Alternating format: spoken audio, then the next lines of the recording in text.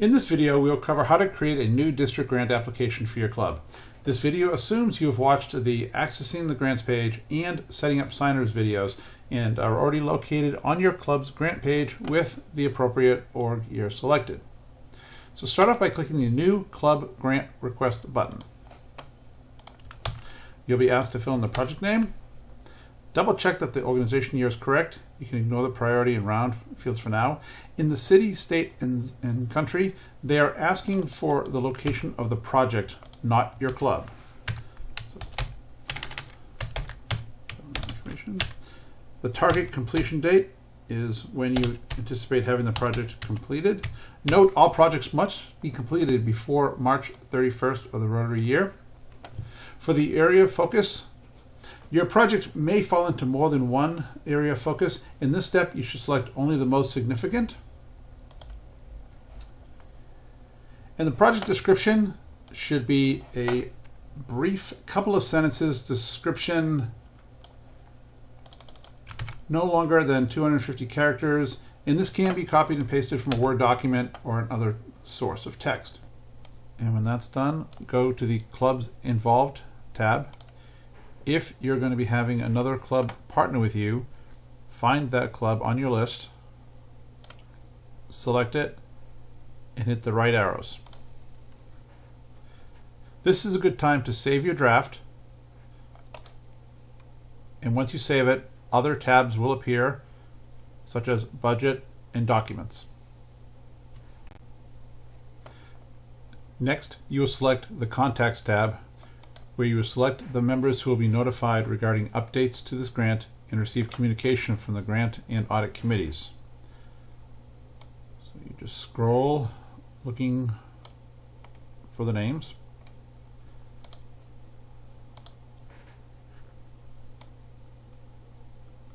And they can be from any of the clubs you specified in the Clubs Involved tab. Next, we click the Application tab. Please note, I filled in most of the values on this page just to speed up the video so you don't have to watch me typing the values, but we'll go through each step.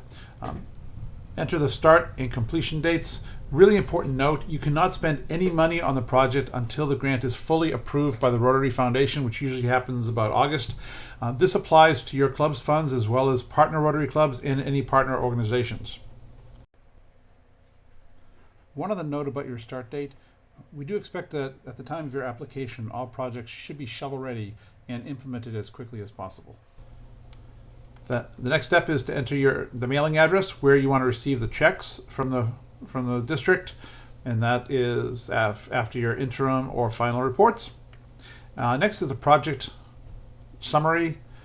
We want a really short description, a couple of sentences, no more than 250 characters. In this example, we're buying a passenger van for a local shelter, and so we just have to indicate that what we're buying, who it's going to serve, and that's going to be used for school and work and medical appointments really quick. And then you can go a little more detail, describing the objectives, the community served, the demographics. You can describe the humanitarian efforts, how does it benefit the community, what's the measurable impact of the project. If your project falls into more than one of the Rotary's area of focus, just list them here. And the shelter we're dealing with has a residency of about 120 people per year, so that's our list of beneficiaries. And just a short description of where that number comes from. There's 120 beneficiaries and they will all use the van.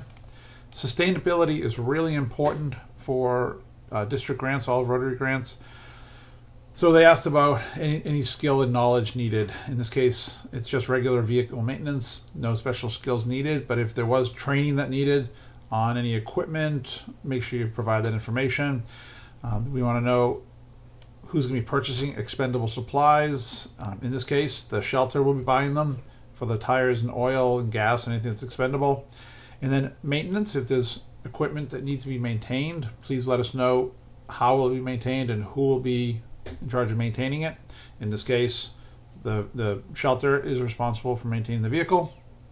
And then longevity, talk about how many years the project can be effective, how many years it will be serving the community.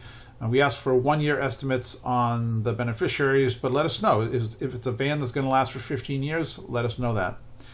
And of course, we want to know about Rotarian involvement from any of the clubs involved in the project. This is hands-on involvement, not just writing the grant or fundraising for the project, but actual hands-on doing the work. In this case, we're buying a van for the shelter, so there is none, so we just write no. And the percentage is 0 since we have no Rotarians working on this directly, but please give the percentage of your club that would be hands-on work on the project. If you're building a playground, for example, maybe you're painting the fence, you're installing the equipment, how many people and what's the percentage?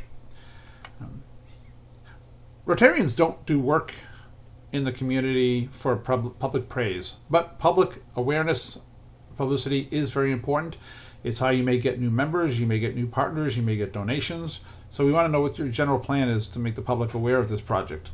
In this case, the van will be wrapped with the ABC shelter logo and the Rotary logo, and with note including that it was donated by Rotary. We want to see at least 3 photos of the final project, so please acknowledge that you will provide those. This budget section is a very high-level view. You'll be asked to provide a more detailed budget later, but for now you enter the total budget. The cost per beneficiary is the total cost of the project divided by the number of beneficiaries per year divided by the number of years of the project. So in this case it's 37,000 divided by 120 people divided by 15 years for the 2155. And you're asked for the amount of the district designated funding request. And then also, if you have partner organizations, in this case the shelter, we want to know the name of that organization, and you should upload a document in the documents section, which we'll cover later, describing what their role is and if they'll be contributing money and what work they'll be doing. Then we ask for an acknowledgement here and an acknowledgement here for the trustees, and then you are done with that section. And now is a good time to click the Save button to put all that information in there, and then click the Budget tab. Here you're going to list all of the sources of income and all of the budget expenses. So start by clicking the Add Income Source. Add a description, club donation, which club is going to be donating that money. This is Flagler Beach, $20,000. It's not DDF, so it's other club funding, and click Add. Click it again. Club donation from Flagler County. And they're donating $9,000. Also other club. And then I'm going to put the amount of the district grant request in there from the Flagler Beach Club. We're requesting $8,000, and that was also in the details tab. And that's the DDF request. And then scroll down a bit. And this is a very simple project where the expense is the van. You don't have to go too crazy with details, but you want to get enough details so we know what the expense is. Flagler Beach will be spending that. Oops, wrong amount. $36,500. I should mention an important note about expenses. When you're purchasing something that benefits an organization, such as the van in this example, the check needs to be written to the vendor or the car dealership, not the shelter. In this way, there is no question regarding how the funds were used, and makes your grant reporting easier since you don't need to get a canceled check from that partner organization. Right. The only other expense for this project is the wrap. So we're doing a partial wrap in the van. Costs $500. Add that. And the maximum expense for signage allowed by the Rotary Foundation is $1,000. So we have our income of 37, we have our budget of 37, and on the previous pages We said the total budget was $37,000, so we're good, and we save. The next step will be to upload some of the required documents. So go to the Documents tab. The documents we're going to be uploading are the Memorandum of Understanding and the Conflict of Interest documents. Since we have 2 clubs involved, we'll need copies of those from each club.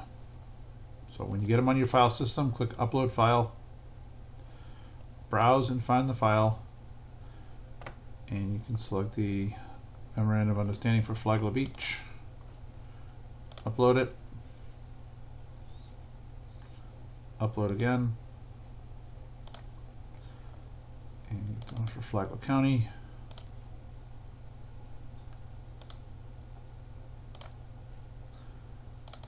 Repeat the process for the conflict of interest for each club.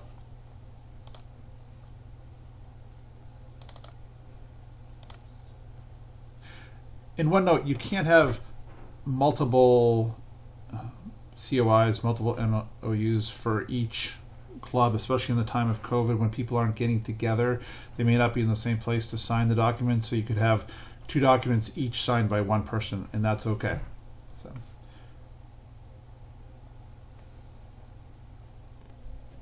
One last note about documents. The conflict of interest form asks for the grant ID. That can be found at the top right after the title of the grant. The ID number is right there. In this case, it's 11432. Once your documents are uploaded, and if your application is complete, the next step is to click Collect Grant Signatures. Once you do that, each person on the signing list should get an email asking them to access the application and click the Sign button for electronic signature. It's a good practice to just also send an email individually to each one of those people asking them to do it, and maybe giving them instructions on how to access the grant, or sending them a link to the video about accessing the grant. Once they access the grant and edit it, then they can then sign it.